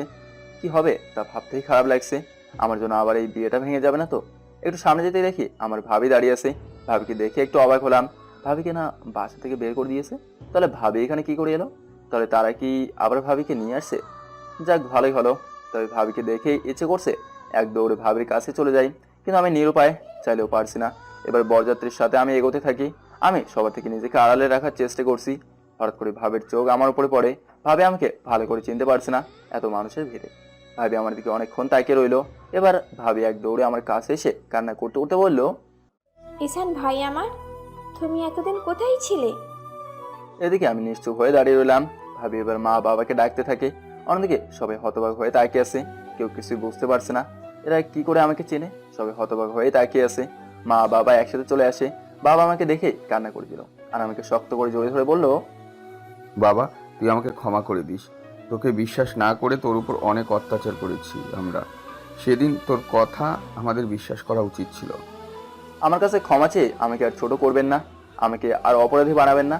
এবার আম্মু আমার কাছে এসে বলল, বাবা ঈশান, আমি তোর সাথে অনেক খারাপ ব্যবহার করেছি, তুই আমাকে ক্ষমা করে দিস বাবা। আমি তো একজন ধর্ষক, আপনারা কেন আমার কাছে ক্ষমা চাচ্ছেন? আমি তো অপরাধী। এমন সময় হঠাৎ করে কেউ আমার পায়ে ধরে কান্না করতে শুরু করে দিল। তাকে দেখি শিউলি। পাছারুন। না, আগে বল তুই আমাকে ক্ষমা করেছিস। আমি তোর সাথে অন্যায় করেছি, প্লিজ আমাকে ক্ষমা করে দে। আমি সেদিন অন্ধ হয়ে গিয়েছিলাম, প্লিজ আমাকে ক্ষমা করে দে ঈশান। আমি কিছুই বুঝতে পারছি না। আমি ভাবিকে বললাম, ভাবি কিছু বুঝলাম না। আমি বলছি। তুমি এই বাড়ি থেকে চলে যাবার পরে আমাকেও এই বাড়ি থেকে বের করে দেয়, কিন্তু আবার কিছুদিন পরেই আমাকে ফিরিয়ে নিয়ে আসে। তারপর আমি সব সত্যি সবার সামনে নিয়ে আসি, আর শিউলিও নিজের ভুল বুঝতে পারে, আর সে সব সত্যি কথা তার মা বাবার কাছে বলে দেয়। সে সবার কাছে ক্ষমা চেয়ে নেয়, ও নিজের ভুল বুঝতে পেরেছে। তুমিও ওকে ক্ষমা করে দাও ঈশান। শিউলি এখন আমার পা ধরে কান্না করছে। আমি শিউলিকে দাঁড় করিয়ে বললাম, আমি তোকে সবসময় নিজের বোনের মতো ভালোবাসতাম, কখনো তোর দিকে খারাপ নজরে তাকায়নি, আর তুই আমাকে মিথ্যা অপবাদ দিয়ে আমার পরিবার থেকে আমাকে দূরে রাখলি। যে মা বাবা আমাকে নিয়ে গর্ব করতো তাদের কাছে আমাকে খারাপ বানিয়ে দিলি, সবার কাছে আমাকে তুই খারাপ বানিয়ে দিলি। আমি তো তোর কোনো ক্ষতি করিনি, তোমার জীবনটাই নষ্ট করে দিয়েছিলি। পুরো কলেজে আমার নামে মিথ্যা বলে সবার কাছে আমাকে খারাপ বানিয়েছিস। প্লিজ ঈশান, আমাকে তুই ক্ষমা করে দে ভাই। আমি জানি ক্ষমা পাওয়ার যোগ্য আমি না, তাও তোর কাছে আমি ক্ষমা চাইছি। প্লিজ আমায় তুই ক্ষমা করে দে ভাই। শিউলির চোখের পানি দেখে খুব খারাপ লাগছে। কেউ যখন নিজের ভুল বুঝতে পারে তখন তাকে ক্ষমা করে দেওয়া উচিত। আমি এবার শিউলির চোখের পানি মুছে দিয়ে বললাম, ঠিক আছে, তোকে আমি ক্ষমা করে দিলাম। এবার শিউলি আমাকে জোরে ধরে কান্না করতে থাকে। আমি শিউলির মাথায় হাত বুলিয়ে দিয়ে বললাম, পারবি, এবার আর কান্না করতে হবে না।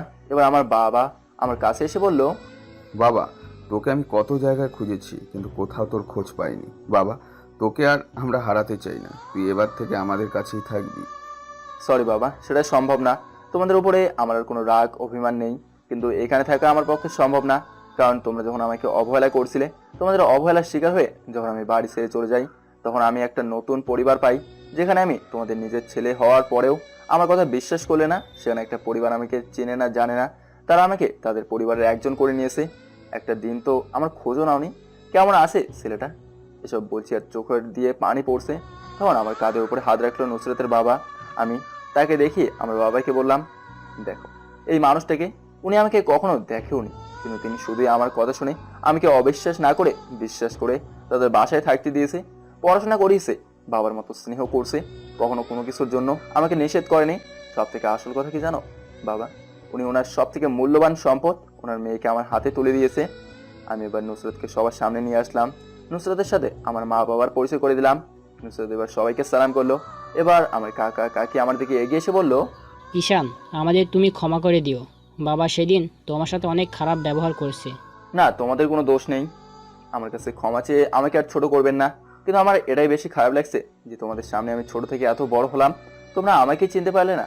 আমার শুধুই এই একটাই কষ্ট। আমার এসব কথা শুনে সবার চোখে পানি। এবার আমি সামনের দিকে তাকাতে দেখে স্নেহা দাঁড়িয়ে আছে। স্নেহাকে দেখে অনেক খারাপ লাগছে। কি মেয়েটা কি হয়ে গেল, চোখের নিচে কারো দাগ বসে গেছে, আগের থেকে অনেক রোগা হয়ে গেছে। দেখেই মনে হয় সব সময় কান্না করে, চোখ লাল হয়ে আছে। স্নেহা কিছুক্ষণ আমার দিকে তাকিয়ে থেকে এবার ধীরে ধীরে আমার কাছে আসতে থাকে। আমার কাছে এসে আমার পায়ে ধরে কান্না করতে শুরু করে দেয়। কেন জানি স্নেহার কান্না আমি সহ্য করতে পারছি না। স্নেহা আমাকে বলল, ঈশান, আমি তোমাকে এতদিনও চিনতে পারিনি। তোমাকে আমি অনেক কষ্ট দিয়েছি, তোমার গায়ে হাত তুলেছি, তোমাকে অবিশ্বাস করেছি, তোমার কথা শুনতে চাইনি। ঈশান, যেদিন আমি আসল ঘটনা জানতে পারি তখন ইচ্ছা করছিল নিজের গলায় দড়ি বেঁধে মরে যেতে। আমি কিন্তু সেটাও পারিনি, শুধুই বেঁচে আছি তোমার কাছে ক্ষমা চাইবো বলে। একটা মানুষকে আমি কতটা কষ্ট দিলাম। তোমার খারাপ সময় আমি তোমার পাশে না থেকে তোমাকে দূরে সরিয়ে দিয়েছি। বারবার তোমার একটি কথা আমার মনে পড়ছে, সেটা ছিল, প্লিজ স্নেহা, আমার কথাটা শোনো। কিন্তু আমি সেদিন তোমার কোনো কথা শুনতে চাইনি। আমাকে ক্ষমা করে দাও ঈশান। ভাই, স্নেহা প্রতিদিন এই বাড়িতে এসে তোমার কথা জিজ্ঞেস করে। মেয়েটা সবসময় কান্না করে শুধুই তোমার জন্য। তুমি ওকে ক্ষমা করে দাও, ও নিজের ভুল বুঝতে পারছে। আমি ক্ষমা করে দিলাম, কারোর উপরে আমার কোনো রাগ নেই। ঈশান, আমাকে কি আর একটিবার তোমার জীবনে নেবে? সেটা সম্ভব না স্নেহা। তোমার প্রতি একটা সময় আমার ভালোবাসা ছিল, এখনো কোনো ভালোবাসা নেই তোমার জন্য। আমি এখন অন্য কারো, আর তাকে নিয়ে আমি অনেক ভালোবাসি। আর সব থেকে বড় কথা, এখন আমি বিবাহিত। আমার কথা শুনে স্নেহার চোখ দিয়ে টপ টপ করে পানি পড়তে থাকে। স্নেহা আমাকে বলল, আমি নিজের দোষে তোমাকে হারিয়ে ফেলেছি। স্নেহা এবার নুসরাতের কাছে গিয়ে বলল, বোন, ঈশানকে কোনো কষ্ট দিও না, ও খুব ভালো ছেলে। স্নেহা আমার হাত ধরে নুসরাতের হাতের উপরে দিয়ে স্নেহা কান্না করতে করতে বাড়ি থেকে বেরিয়ে গেল। নিলয় আমার কাছে এসে বলল, ঈশান চল। চল মানে? কোথায় যাবি? এখানে আমার বিয়ে করা সম্ভব না, যে তোকে মিথ্যে অপবাদ দিয়ে বাসা থেকে বের করে দিছে, সেই মেয়েকে আমি বিয়ে করতে পারবো না দোস্ত। একদম চুপ, তুই এখানেই বিয়ে করবি। আর সব থেকে বড় কথা, শিউলি আমার বোন। আমি থাকতে আমার বোনকে বিয়ে না করে তুই এখান থেকে যেতেও পারবি না। আর ও তো নিজের ভুল বুঝতে পেরেছে, আমিও ক্ষমা করে দিয়েছি। তাহলে তোর আপত্তি কিসের? তুই এ বিয়ে করবি, এটাই আমার শেষ কথা।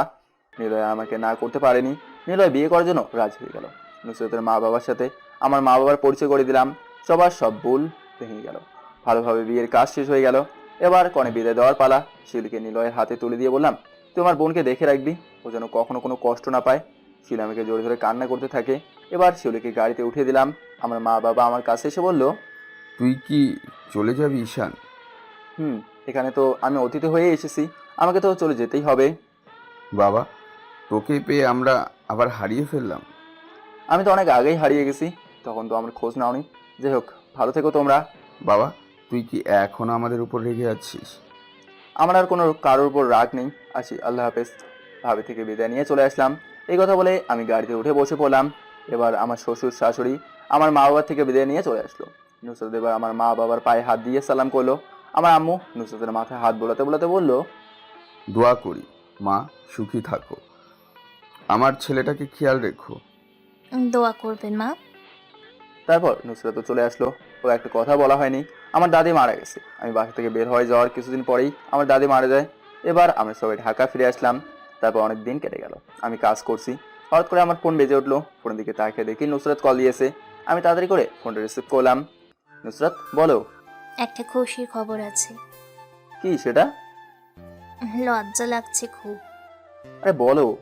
তুমি বাবা হতে চলছো। নুসরাত এই কথা বলে ফোন কেটে দিল। নুসরাতের মুখে এই কথা শুনে আমি তো মহা খুশি। মিষ্টি কিনে অফিসের সবাইকে খাইয়ে দিলাম। আমিও তাড়াতাড়ি করে বাসায় চলে গেলাম। বাসায় গিয়ে দেখি আমার মা বাবাও চলে আসছে। তাদের দেখে আমি আরো বেশি খুশি হয়ে গেলাম। আব্বু আমাকে জড়িয়ে ধরলাম। তাদের জিজ্ঞেস করলাম, তোমরা কখন আসলে?